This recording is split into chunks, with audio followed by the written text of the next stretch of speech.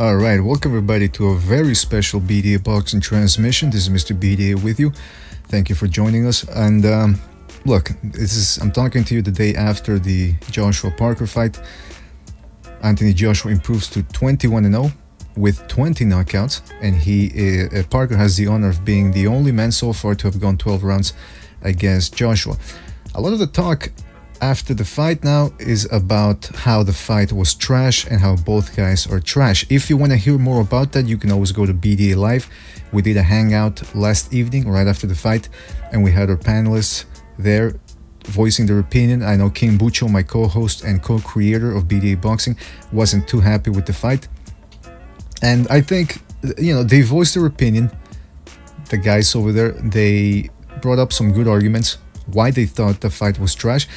Personally, I think they were being a little too, they overreacted a little bit, which is fair because, I mean, you're looking forward to a fight throughout the week. You see the whole pomp and circumstance surrounding the event, and then it turns out to be a less than scintillating affair. I can understand that, but I would suggest people rewatch the fight and really reassess their point of view. Is Joshua trash? Is Parker trash? I mean, because really, the onus here was falling on Joshua to make an event, because we knew Parker was up against it. He was the underdog. He was facing a giant in there who had superior firepower, and so chances were that if he tasted Joshua's power, he was sort of gonna go on the defensive a little bit and try to just survive. Now, first of all, let's start with Parker here. Let's start with Parker. Prior to the fight, Bucho and I, we had done a film analysis, and we also did a prediction video where we talked in depth about the fight. The conclusion that we had come to was that Parker was going to have to improve his stamina in order to improve his work rate, and those two factors were probably gonna make it possible for him to get a win by outworking Anthony Joshua. Me personally, I didn't think, my prediction was Joshua by knockout, late stoppage, because I didn't think Parker was going to have the stamina to go 12 rounds. He proved me wrong. He came in shape, and that also improved his defense, which we already know was pretty good. I mean, the way he was rolling with the right hands, he did a very good job of taking away Joshua's right hand. But when it came time to putting his offense together, that's where things were lacking. And in part, that was because of Joshua's footwork. He was doing a very good job of taking little steps back. I mean, listen, Joshua moves very well for a guy his size. He doesn't run around the ring, you know, he doesn't circle all the way, he's not dancing around like Muhammad Ali, but he's pretty fleet on those feet. Let me tell you that much right now. Very good footwork from Anthony Joshua, and so that's why Parker wasn't able to get to him. And when Joshua decided to circle, Parker was looking a little bit the way he looked against Hughie Fury.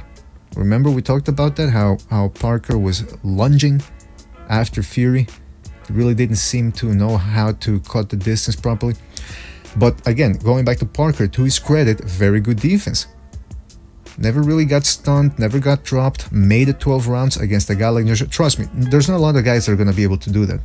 So credit to Parker, but he just couldn't put that offensive touch together in order to get himself a win. Remember prior to the fight we talked about how he rolled with the right hands pretty well, but that he was going to have to put a right hand afterwards. And in the 6th round, because I was rewatching the fight, in the 6th round, I think he stunned Joshua. Watch it again. I think it's at the 1 minute and a half mark. He rolls with Joshua's right hand, and then he came back with a short right hand of his own right on the button, and Joshua staggered. Was he staggered a little bit because he was off balance or because he was hurt? I don't know. You be the judge. You tell me. I want to hear your opinions. But so that's with Parker. Put up a good fight. All right. Now the onus was on Joshua, according to the fans, or what I'm reading and what I'm hearing from fans, is that the onus was on Joshua to make this a big fight. Now here's the thing. Is it his fault that his promotional outfit and British media are hyping him up to be this next big thing, the next Jesus Christ of the heavyweight division? Not really. I mean, did he deny that? No, of course. Why do you want him to deny that he's a good fighter or that he's the best in the division? But he kind of went along with the fact that, you know, he is the best heavyweight in the division. I think some people are overreacting a little bit when it comes to calling him trash. He did prove against a slick guy. Yes, let's call Parker slick, even though we decided that here at BDA we weren't going to use that word slick, we were going to use the word slippery, just because we're a bunch of assholes. But I mean, listen, Parker did a good job of rolling with the right hands. Joshua couldn't really get to him. Joshua's not a guy that's going to throw tons of punches around. You know, he's not a 100 punch per round type of guy.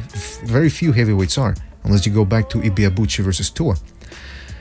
But I mean, he did what he had to do.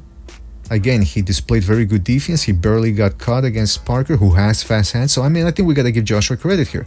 And of course, all of the talk moves on now to basically what it was prior to this fight, which was Joshua Wilder.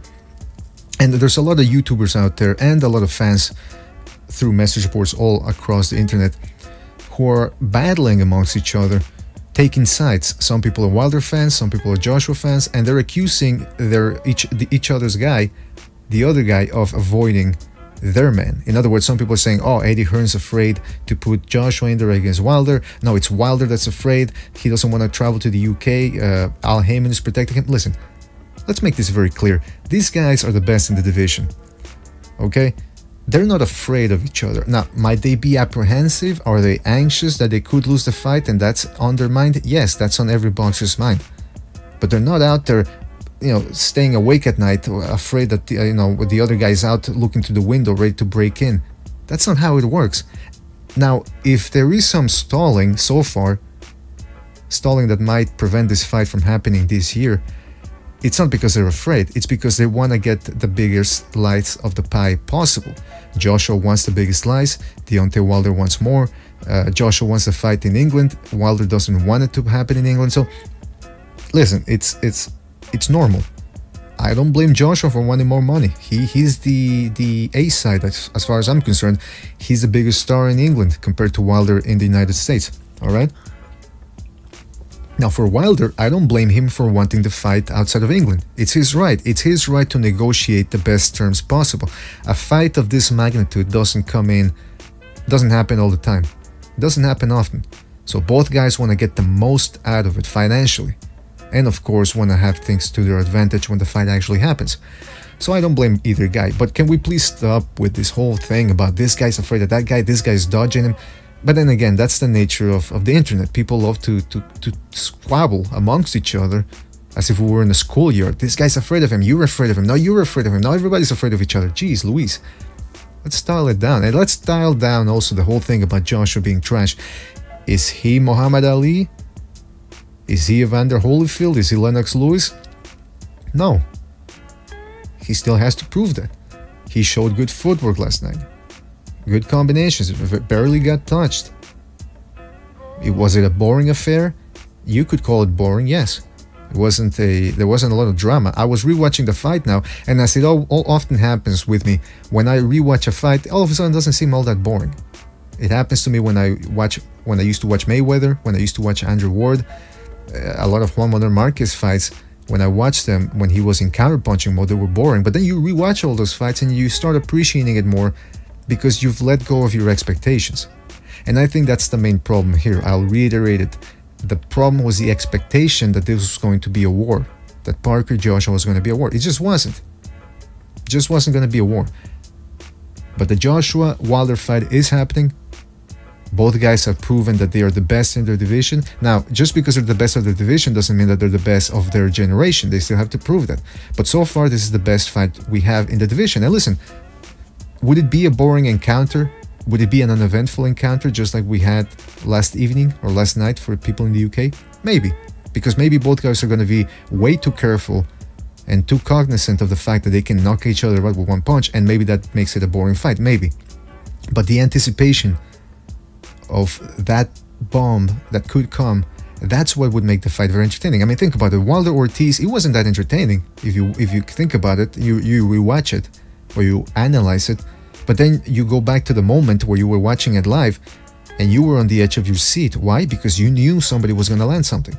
And that's why I think that's the factor that's going to make this fight entertaining. Now, there's people out there also complaining, oh, these guys, they're not as technical as they're being made out to be. Especially Wilder, of course, nobody's ever called him technical.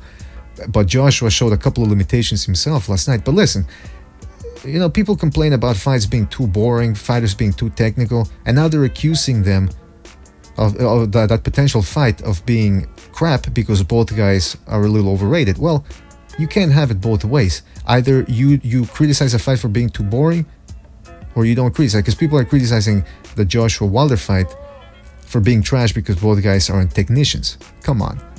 It's gonna be a fun fight, I'm telling you. Did you guys complain when Ward and Gaddy were exchanging blows for 3 fights? 30 rounds of action? No, they weren't the most technical out there, they weren't the best fighters pound for pound, but that's not what boxing is about. Boxing, sometimes it's about the stakes. Yes, sometimes it's about technique. Sometimes it's about the two best guys getting together and fighting, and this is what this fight has it. This fight has it all. Wilder, Joshua has it all. Two bona fide punchers. You're going to be on the edge of your seat because you don't know who's going to land that one punch. It's two young guys, undefeated. They can talk outside of the ring. They can make it entertaining there. Especially Wilder now. He's pissing people off with those comments he made. Distasteful comments about wanting to kill somebody in the ring. And also, the crown, the heavyweight crown is going to be at stake. The lineal championship, it's going to crown the #1 guy in the world, heavyweight. So that's why I'm looking forward to this fight. I'm not being a negative Nancy. I'm not ready to stamp both guys are crap. I think they've proven that they're very entertaining and that they have great ability. Even Wilder, you know, people were crapping on Wilder before the Ortiz fight, and some still are crapping on him. Yes, he's not the most technical fighter out there, but he knows how to make it work. Same thing with Joshua. Very good footwork, quick hands, not that easy to hit thanks to his footwork. He knows how to utilize his height. Now, again, he's not Lennox Lewis. Maybe he's not even Vladimir Klitschko, prime Vladimir Klitschko. But then again, Vladimir Klitschko was boring. And I'll stand by that assertion because I know people over at BDA Live disagree with me on that one, but that's just the way I see it. Anyway, guys, that was another BDA boxing transmission. And I want to hear it. Did you guys think Joshua was hurt in that 6th round? And maybe there was another one, I forget, where he looked a little stunned. Do you think the referee was on his side? Do you understand or do you agree with Wilder not wanting the fight in England? Because some type of shenanigans like the ones we saw last night could ensue again. Leave your comments in the comment section. I want to read them. Bucho is eager to read them as well. Don't forget to subscribe. Don't forget to subscribe to BDA Live, where we hold our live podcasts. Don't forget to like, and we'll see you on the next one, folks. Take care. Thanks for watching.